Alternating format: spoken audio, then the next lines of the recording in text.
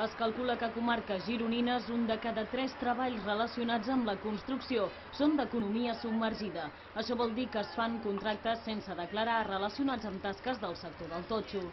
Les especulacions nosaltres que estem manejant estan voltant a l'ordre del 30%. Com obtenim aquestes dades? Del coneixement que tenim de les empreses que ens ho comuniquen, de les obres que s'executen a determinats municipis. Per això avui s'ha signat un manifest de diverses entitats i organitzacions gironines relacionades amb el sector per reclamar una regulació i control del sistema de treball. D'aquesta manera consideren que la feina es farà amb garanties i seguretat i s'ha d'erradicar l'economia submergida.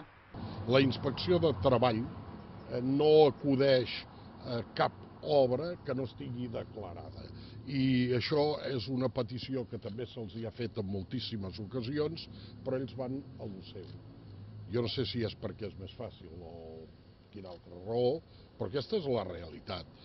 Segons han denunciat avui la mateixa Unió d'Empresaris de la Construcció, en molts casos s'incompleixen les normes tant cíviques com fiscals. Consideren que per inspeccionar que es compleixi la normativa, l'administració hauria de demanar quines són les empreses encarregades d'aquestes obres un cop es demanin els permisos. Fer un control i seguiment exhaustiu per lluitar contra els casos fraudulents i d'intrusisme.